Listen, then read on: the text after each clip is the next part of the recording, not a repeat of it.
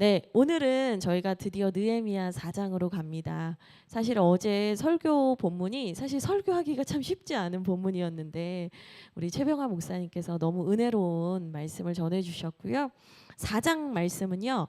다시 좀 흥미진진한 이야기들이 펼쳐집니다. 그래서 오늘은 또 어떤 이야기들이 있는지 좀 함께 말씀을 볼 텐데 그 전에 제가 준비해 온 게 하나 있어요. 이게 4장의 구조인데요. 이 구조를 잠깐 설명드릴게요. 먼저 4장 1절에서 6절을 보면 이 어제 3장까지 성벽이 무사히 다 막 진행이 되는 것 같았잖아요. 그러니까 이 산발랏이라는 그 사람을 대표하는 대적들이 또 분노하고 난리가 납니다. 근데 그 분노에 대해서 기도로 승리를 하게 됩니다. 그 얘기가 한번 나오고요. 그 다음에 4장 7절에서 14절이 나오는데 여기서는 대적이 더 큰 분노를 합니다. 그들은 포기치 않아요. 더 큰 분노를 하는데 이번에도 기도를 하죠. 근데 이번에는 승리로 가는 데 있어서 한 가지 상황이 추가가 돼요. 그게 뭐냐면 시험이 있었다는 거예요. 근데 이 시험을 어떻게 뚫고 나가는지 그게 오늘 말씀을 듣는 우리에게 아주 포인트가 될 겁니다. 그리고 15절에서 23절까지가 이제 하나님의 보호하심과 영적인 무장을 어떻게 이어가는가 이 세 구조로 되어 있는데요. 제가 이걸 왜 보여드리냐면 끊어 읽는 부분입니다. 그래서 우리 구조에 대해서 이제 이해를 했으니까요. 1절부터 6절까지 함께 읽도록 하겠습니다. 같이 한 목소리로 읽겠습니다. 시작. 산발랏이 우리가 성을 건축한다 함을 듣고 크게 분노하여 유다 사람들을 비웃으며 자기 형제들과 사마리아 군대 앞에서 일러 말하되 이 미약한 유다 사람들이 하는 일이 무엇인가? 스스로 견고하게 하려는가? 제사를 드리려는가? 하루의 일을 마치려는가? 불탄 돌을 흙무더기에서 다시 일으키려는가 하고 암몬 사람 도비아는 곁에 있다가 이르되 그들이 건축하는 돌 성벽은 여호가 올라가도 곧 무너지리라 하더라. 우리 하나님이여 들으시옵소서. 우리가 업신여김을 당하나이다. 원하건대 그들이 욕하는 것을 자기들의 머리에 돌리사 노략거리가 되어 이방에 사로잡히게 하시고 주 앞에서 그들의 악을 덮어두지 마시며 그들의 죄를 도말하지 마옵소서. 그들이 건축하는 자 앞에서 주를 노하시게 하였음이니이다 하고 이에 우리가 성을 건축하여 전부가 연결되고 높이가 절반에 이르렀으니 이는 백성이 마음을 들여 일을 하였음이니라. 아멘. 할렐루야. 아멘 크게 하는 우리 친구들 미래가 너무 기대됩니다. 아유, 주님께서 이 두 친구들을 어떻게 세우실지 저희 같이 지켜보겠습니다. 아유, 멋집니다. 훌륭합니다. 네, 4장 1절은 말씀드린 것처럼 대적의 분노로 시작이 돼요. 그래서 저는 4장 1절을 읽을 때 한편이라는 단어를 맨 앞에 두고 싶어요. 양문이 중수되어서 이제 성벽이 다 완성되어 가고 있습니다. 3장 끝에서 그렇게 얘기를 하면서 4장 1절 한편 한편 산발랏은 그 소식을 듣고 분노합니다. 그래서 이 분노가 어떻게 표출이 되냐면 비웃음을 짓고요. 비웃을 뿐만 아니라 이제 말로 후벼파는 거예요. 말로 후벼파요. 여러분 잘 아셔야 되는 게 뭐냐면 마귀는 항상 말로 후벼팝니다. 그래서 에베소서 6장을 보면 영적 무장을 해라. 전신갑주를 입어라. 이 말씀이 기록되어 있는 데를 보면 이 마귀가 우리의 마음 가운데 뭘 쏜다라고 표현을 하냐면 불화살을 쏜다고 표현을 해요. 그러니까 마음에 불화살을 쏜다. 이게 뭐냐면 결국에 나 아픈데 후벼 판다 이 말이에요. 근데 이들이 비웃으면서 이 이스라엘 민족과 느헤미야가 들으라는 식으로 후벼 팝니다. 그게 2절 말씀이에요. 2절을 보니까 뭐라고 하냐면 이 미약한 유다 사람들이 하는 일이 뭐냐. 이 사람들이 뭐 이렇게 별 볼 일 없는 사람들이 지금 뭘 하겠다는 거냐. 스스로 뭘 이걸 세울 수 있다고 생각하는 거냐. 이렇게 비웃는 거예요. 오늘 오전 시간에 청소년 청소년 제자 훈련이 있었어요. 우리 대건이하고 오늘 죄에 대한 부분을 배웠거든요. 근데 오늘 배운 거 한번 대건아 있잖아. 마귀는 항상 공격할 때 뭐로 공격한다 그랬지? 마음을 공격하는데 하나님의 말씀이 있으면 그걸 살짝 꼬아가지고 질문으로 공격한다 그랬었죠. 기억해요? 질문 공격 기억해요? 네, 우리 대건이 기억할 겁니다. 네, 기억합니다. 네, 그래서 마귀는 항상 하나님의 말씀이 있으면 그걸 살짝 꼬아요. 그래서 그걸 살짝 꼬아가지고 질문하는 거예요. 하나님이 그렇게 한다더냐? 그렇게 해주신다더냐? 그러면 믿고 있다가 갑자기 질문을 하면 아닌가? 이렇게 되거든요. 2 더하기 2는 4인데 2 더하기 2가 진짜 4예요? 그러면 갑자기 질문이 들어오면 아닌가? 사람이 그렇게 되거든요. 그러니까 마귀가 그걸 쓰는 거예요. 그 전략을. 그래서 질문해요. 아유, 이 미약한 사람들이 뭐 이런 일을 하겠어? 스스로 그걸 할 수 있겠어? 얘기를 하는 거예요. 근데 실제로 사실 이 유다 사람들은요. 이런 말을 들어도 아무런 변명을 할 수 없는 사람들이었어요. 실제로 느헤미야가 오기 전에는 이렇게 말해도 찍소리도 못할 만큼 너무나 연약하고 비참한 상태였어요. 그러니까 이게 무슨 말이냐. 지금은 느헤미야를 통해서 성벽을 재건하면서 조금 회복이 됐지만 불과 얼마 전만 해도 자기 상태가 그랬던 걸 자기가 알아요. 그러니까 이걸로 딱 후벼파면 어떻게 돼요? 그때 생각이 나니까 수치심이 확 들 수밖에 없는 거예요. 너 불과 얼마 전에 그런 사람이었잖아. 이렇게 얘기한다고요. 근데 여러분 우리가 영적으로 회복되고 성장할 때 마귀는 항상 이렇게 치고 들어와요. 너 얼마 전에 그런 사람이었잖아. 그렇게 치고 온다고요. 그리고 2절을 보면 이 사람의 수치심을 건드는 거 외에 얘네들이 선을 넘어요. 어떻게 선을 넘냐면 제사를 드리려는가? 이 말을 해요. 근데 이게 뭐냐면 제사를 드린다고 그 일이 되겠니? 이 말이에요. 그러니까 이거는 누구를 건드린 거냐면 하나님을 건드린 거예요.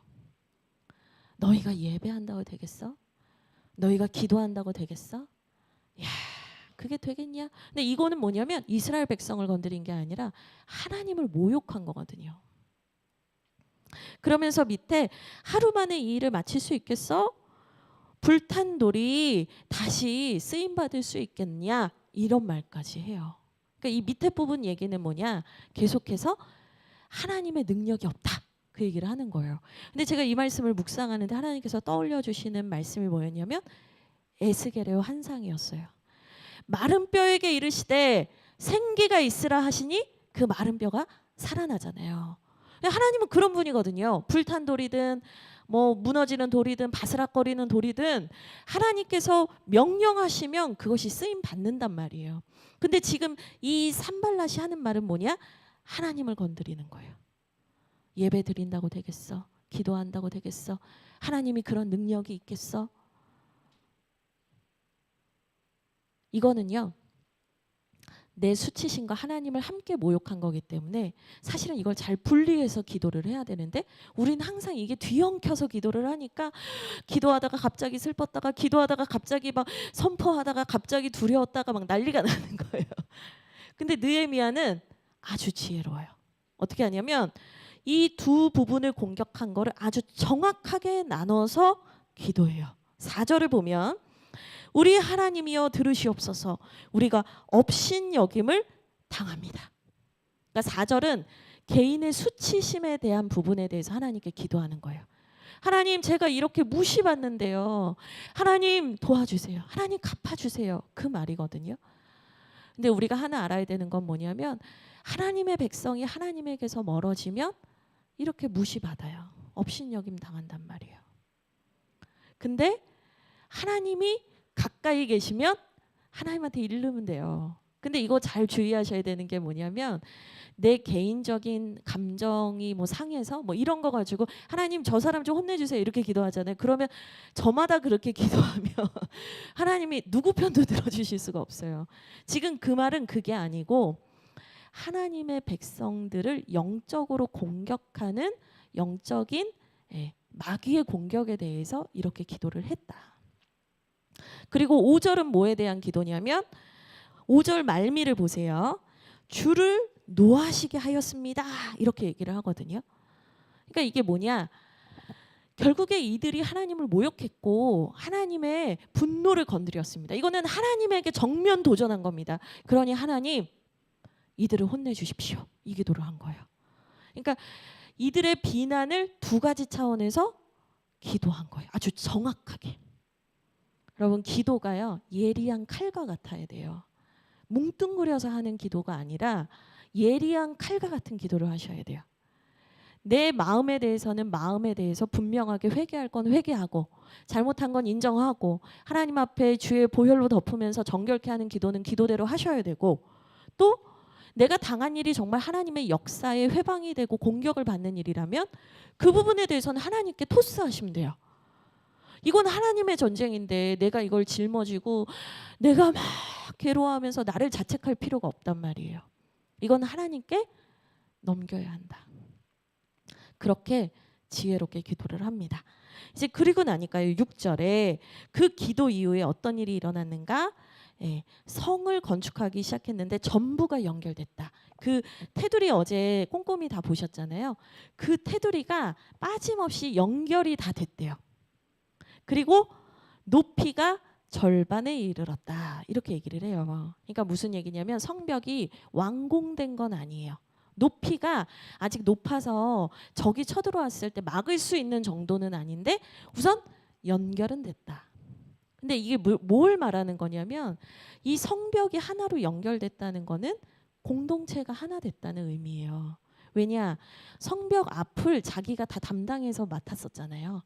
그러니까 한 명이 나 이제 안 할래, 나 그만할래 라고 말해버리면 연결이 안 돼요. 성벽이 연결됐다. 결국에 이스라엘 백성들이 연약하고 부족했지만 공동체성이 회복되기 시작했다는 걸 말해줘요. 그러면서 그들이 그 사역을 이어나가요. 근데 단서가 있죠. 성벽의 높이가 절반이다. 그러니까 이 얘기는 뭐냐면 아직 그들이 견고한 믿음의 용사만큼의 분량으로 자란 건 아니에요. 아직 이길 시험이 남아 있어요. 그러나 하나님이 이미 연결하셨다. 그게 중요한 거예요. 이제 그리고 나서 저희 9조 7절에서 14절 어떤 이야기들이 이어지는지 같이 보겠습니다. 우리 7절에서 14절 함께 읽겠습니다. 시작. 산발락과 도비아와 아라비아 사람들과 암몬 사람들과 아스돗 사람들이 예루살렘 성이 중수되어 그 허물어진 틈이 메꾸어져 간다 함을 듣고 심히 분노하여 다 함께 꾀하기를 예루살렘으로 가서 치고 그곳을 요란하게 하자 하기로 우리가 우리 하나님께 기도하며 그들로 말미암아 파수꾼을 두어 주야로 방비하는데 유다 사람들은 이르기를 흙 무더기가 아직도 많거늘 짐을 나르는 자의 힘이 다 빠졌으니 우리가 성을 건축하지 못하리라 하고 우리의 원수들은 이르기를 그들이 알지 못하고 보지 못하는 사이에 우리가 그들 가운데 달려 들어가서 사륙하여 역사를 그치게 하리라 하고 그 원수들의 근처에 거주하는 유다 사람들도 각 각처에서 와서 10번이나 우리에게 말하기를 너희가 우리에게로 와야 하리라 하기로 내가 성벽 뒤에 낮고 넓은 곳에 백성이 그들의 종족을 따라 칼과 창과 활을 가지고 서 있게 하고 내가 돌아본 후에 일어나서 귀족들과 민장들과 남은 백성에게 말하기를 너희는 그들을 두려워하지 말고 크시고 두려우신 주를 기억하고 너희 형제와 자녀와 아내와 집을 위하여 싸우라 하였느니라. 아멘. 네. 그래서 한 고비를 이제 딱 넘겼다 생각을 했어요.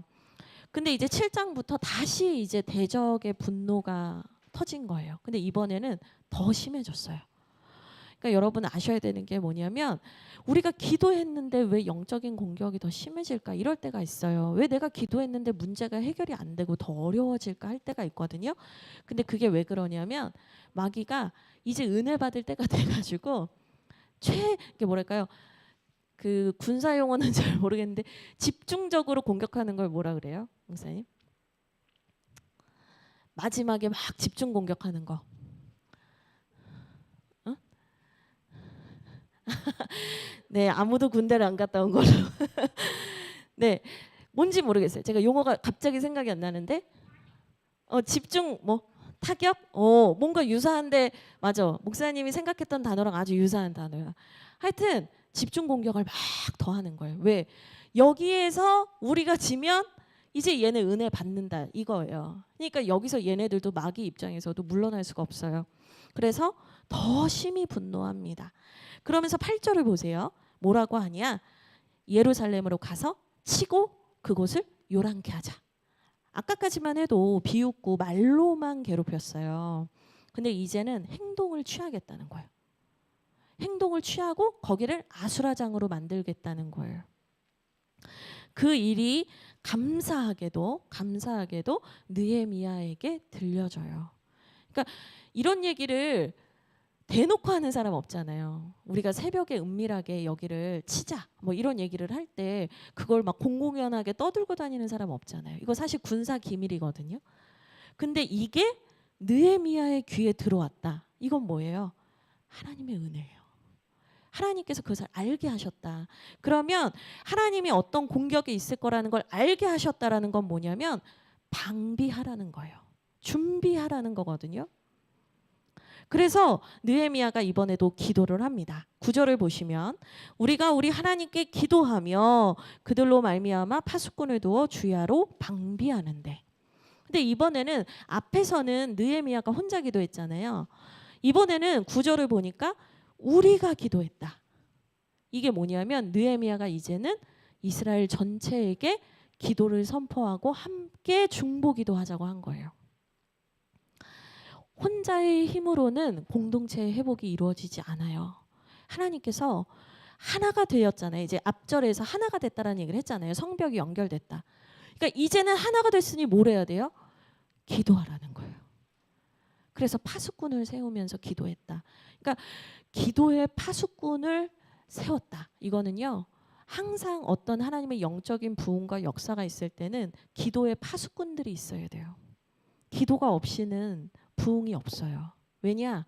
하나님께서 부흥을 하게 하실 수 있는 분이지만 우리가 교만해질까 봐 우리를 훈련하시고 준비하시는 거예요. 그래서 어떻게 보면 이 마귀의 공격이 우리에게 되게 피곤한 일이고 고통스러운 일처럼 보이지만 사실은 하나님께서 그들을 사용하셔서 우리를 준비시키시는 거예요. 그래서 이제는 공동체가 함께 기도를 해요. 기도의 파수꾼을 세워갑니다. 근데 사실 이 가정 안에서도 기도의 파수꾼의 역할을 맡으신 분들이 있어요. 안 믿는 뭐 부모님, 안 믿는 자녀, 가정에 결국에는 내가 기도 안 하면 이 배수의 진을 치고 내가 기도 안 하면 이 가정이 회복될 수 없다라는 걸 아는 분들이 있어요. 그 묵직한 사명을 가지신 분들이 있어요. 저는 어릴 때 제가 그 사명을 가진 게 너무 힘들었어요. 나도 그냥 편하게 부모님 기도 받으면서 살고 싶다. 나는 왜 이렇게 치열하게 살아야 되는가 힘들어할 때가 있었어요. 근데 제가 시간이 지나고 알게 된 게 있어요. 이 기도의 파수꾼의 역할을 감당하면 하나님이 정말 기뻐하시고 예뻐하세요. 그리고 훈련하셨잖아요. 반드시 많은 사람을 살리는 길로 하나님이 이끌어 가세요. 하나님이 더 좋은 걸 주시는 거지 내가 뭐 너 혼자 고생해라 이런 의미로 기도의 파수꾼을 세우시는 게 아니라는 거예요. 여기 앉아 계신 우리 성도님들의 가정에서도 만약에 여러분이 기도의 파수꾼을 혼자 오랜 시간 담당해 와서 지치셨다면 하나님께 위로를 구하시고 다시 여러분이 그 자리를 기쁨의 자리로 영광스러운 자리로 받으시기를 주님의 이름으로 축복드립니다. 네, 어쨌든 이렇게 기도를 하는데요. 그런데도 불구하고 10절을 보니까 공사를 함께 하던 유다 사람들 몇몇이 불평 불만과 낙심의 말을 뱉기 시작해요. 뭐라고 하냐면 우리 힘이 다 빠졌다는 거예요. 10절을 보세요. 우리 다 힘이 빠졌다. 이제 못할 것 같다. 지쳤다. 못하겠다. 또 그럴 것이 공사만 해도 힘든데 이제 파수까지 서야 되잖아요. 경비까지 서야 되니까 더 지치는 거예요. 우리 못하겠다. 근데 여러분 이런 게 있어요. 내가 언제까지 이렇게 영적 전쟁을 하고 내가 이렇게 언제까지 치열하게 살아야 되지? 지친다. 이 마음이 올라올 때가 있거든요. 그러면 그때 마귀가 순간에 탁 치고 들어오는 생각이 뭐냐면 그냥 하지 마. 아무것도 하지 마. 그냥 너 하고 싶은 대로 살아. 이렇게 말을 해줘요. 근데 잘 생각해 보세요. 지금 이 사람들이 이 산발랏이 쳐들어온다는 얘기를 듣고 두려워하는 이유가 뭐냐면 성벽이 다 완성이 안 돼서잖아요. 만약에 성벽이 다 완비가 됐다면 누가 들어와도 사실은 우리 견고한 요새가 있으니 담대하게 나갔을 거예요. 사실 이들의 근원적인 문제, 계속해서 이제 시달리고 괴롭힘을 받는 이유는 뭐냐면 성벽을 안 지어서, 성벽을 완성하지 않아서 받는 어려움인데 마귀는 그걸 살짝 틀어요. 너 지금 성전 지으니까 괜히 산발랏을 이렇게 뭐라 그러죠? 산발랏을 괜히 북돋아가지고 괜한 고생하는 거 아니야. 이렇게 속인단 말이에요. 성전 건축만 안 했으면 이 고통 안 겪었잖아. 이렇게 속인단 말이에요. 근데 그게 맞냐는 거예요. 아니죠. 성전 건축이 안 돼 있고 성벽이 무너져 있어서 사실은 이 어려움을 겪는 건데 마귀는 꼬아요. 성전 건축 괜한 짓 했다. 당장 그만둬라. 계속 이렇게 마음을 무너뜨리는 거예요. 그러니까 이 사람들이 이젠 못하겠어요. 낙심하는 말을 해요. 그리고 11절을 보세요. 11절을 보시면 이게 뭐냐면 우리의 원수들이 이르기를, 그러니까 그 산발랏의 무리들이 말하기를 그들이 알지 못하고 보지 못하는 사이에 우리가 그들 가운데 달려들어가서 살육하여 역사를 그치게 하리라고. 이게 뭐냐면 아마 우리의 원수들이 이렇게 말할 거야. 얘네들이 모르고 얘네들이 듣지 못한 그때 우리가 걔네를 다 죽여버리자고 자기들끼리 이렇게 얘기하고 있을 거다. 그 말이에요. 11절이. 불안과 두려움도 올라왔어요. 분명히 앞에서는 기도하니까 넘어가졌는데 이번에는 순순히 넘어가지지가 않고 시험이 온 거예요. 낙심하고 불안하고 염려하고 다 때려치고 싶고 그만두고 싶은 마음이 막 들어요. 근데 이것만으로 이제 이 얘기만 들어도 느헤미야가 사실은 힘이 빠지고 속상할 수 있잖아요.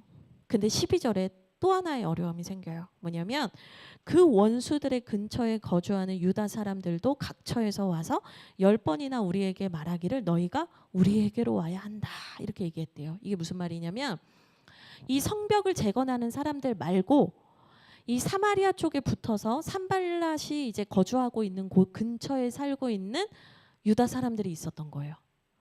이 사람들은 성전 건축에 참여하지 않는 사람들이에요. 그냥 이 산발랏 물이 가까운 데 사는 사람들이에요. 근데 이제 쳐들어온다는 얘기를 들으니까 우리 먼저 손해 보겠는데 그 생각이 든 거예요. 괜히 우리만 개죽음 당하는 거 아니냐 이렇게 생각을 한 거예요. 그래서 너희가 우리한테 와서 우리 지켜줘야지. 지금 공사할 때가 아니에요. 공사할 때가 아니에요. 계속 얘기를 하는데 그 얘기를 무려 몇 번이나 했는가? 10번이나 했대요. 10번. 우리 큰일 났어요. 우리 지켜줘야지. 여기서 왜 공사하고 있는 거예요. 와서 그 얘기를 10번이나 한 거예요. 지금 저는 이 생각을 해봤어요. 만약에 지금 이 유다 사람들이 오히려 이 반대의 말을 했으면 어땠을까? 우리가 여기에서 무장하고 산발랏 무리를 막아낼 테니 성벽 공사에 집중하십시오. 이렇게 말했으면 어땠을까? 우리가 여기를 막아서 보수하고 있을 테니 당신들은 어서 하나님의 역사를 끝내십시오. 이렇게 말했으면 어땠을까? 너무 아쉬운 거예요. 오히려 이들은 그 하나님의 역사심에 집중하고 있는 사람들에게 계속 와서 나 좀 도와달라. 나 좀 어떻게 해달라. 우리를 지켜줘야 된다. 이렇게 얘기를 하면서 계속 하나님의 큰 사역의 개념에서 그 하나님의 사역을 지지하는 게 아니라 계속 사역을 방해하고 흐름을 끊는 거예요. 그런 와중에 느헤미야가 얼마나 힘들었을까. 여기서는 못하겠다. 여기서는 우린 다 죽었다. 막 울고 있고, 저기서는 지금 너희 때문에 우리만 큰일 났다. 막 난리가 난 거예요. 난리가. 기도했는데도 난리가 난 거예요. 근데 그때 느헤미야가 어떻게 하냐면요. 13절을 좀 읽겠습니다. 13절 14절을 한 번 더 읽겠습니다. 같이 읽겠습니다. 시작. 내가 성벽 뒤에 낮고 넓은 곳에 백성이 그들의 종족을 따라 칼과 창과 활을 가지고 서 있게 하고, 내가 돌아본 후에 일어나서 귀족들과 민장들과 남은 백성에게 말하기를 너희는 그들을 두려워하지 말고 지극히 크시고 두려우신 주를 기억하고 너희 형제와 자녀와 아내와 집을 위하여 싸우라 하였느니라. 아멘. 느헤미야가 뭐라냐면요. 13절을 보니까 성벽이 다 보일 수 있는 뒤쪽으로 나와서 약간 평야 같은 데 나와서 사람들 다 부른 거예요. 무장하고 나와라. 다 부른 거예요. 그래서 이 광야에서 이제 이 사람들이 막 칼 차고 무장하고 이제 딱 보니까 성벽이 지어진 게 저기 쫙 보여요. 그 모습을 느헤미야가 보여주는 거예요. 막 불평하고 원망하고 낙심하고 힘들어하던 사람들에게 다 연결되어서 높이는 반밖에 안 되지만 연결되어서 지어져 가는 성벽을 물러나서 광야에서 이걸 보게 하는 거예요. 들판에서 이걸 보게 하는 거예요. 왜 보여주는가? 14절에 크고 두려우신 주를 기억하라. 하나님을 기억하라는 거예요. 우리 여기까지 올 수 있었냐? 우리 여기까지 오는 거 사실 불가능한 일 아니었습니까?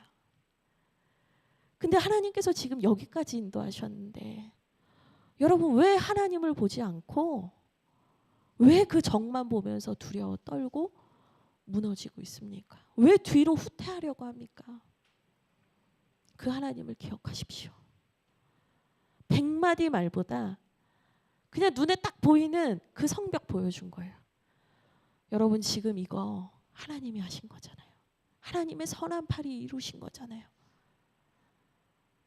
한번 상상해 보세요. 그 들판에 서서 낙심하고 지쳐있던 사람들이 느헤미야의 말을 들으면서 그 성벽을 볼 때 다시 얼마나 그들의 마음에 용기가 북돋아졌겠어요. 그러면서 말하는 거예요. 이제는 두려워 말고 싸워라. 저 좀 어떻게 도와주세요. 저 좀 도와주세요. 빨리 도와주세요. 10번이나 와서 계속 도와주세요. 도와주세요. 이렇게 말하는 게 아니라 이제 담대하게 용감하게 하나님의 도우심을 믿고 네가 서서 지키라 이 말이에요. 너는 약하지 않다는 거예요.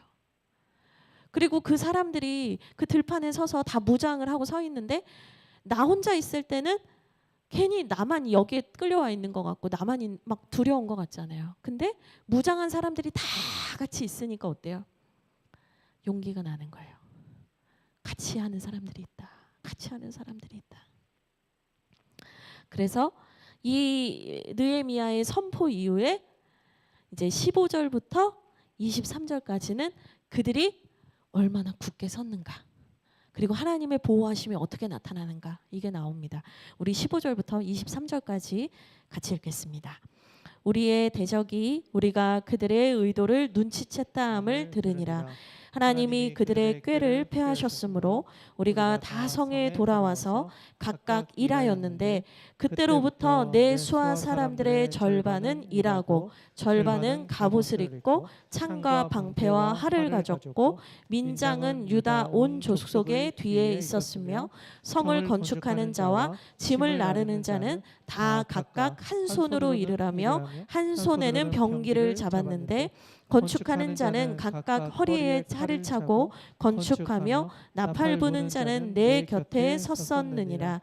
내가 귀족들과 민장들과 남은 백성에게 이르기를 이 공사는 크고 넓음으로 우리가 성에서 떨어져 거리가 먼즉 너희는 어디서든지 나팔 소리를 듣거든 그리로 모여서 우리에게로 나아오라.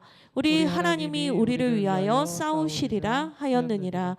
우리가 이같이 공사하는데 무리의 절반은 동틀 때부터 별이 나기까지 창을 잡았으며 그때 내가 또 백성에게 말하기를 사람마다 그 종자와 함께 예루살렘 안에서 잘지니 밤에는 우리를 위하여 파수하겠고 낮에는 일하리라 하고 나나 내 형제들이나 종자들이나 나를 따라 파수하는 사람들이나 우리가 다 우리의 옷을 벗지 아니하였으며 물을 기르러 갈 때에도 각각 병기를 잡았느니라. 아멘.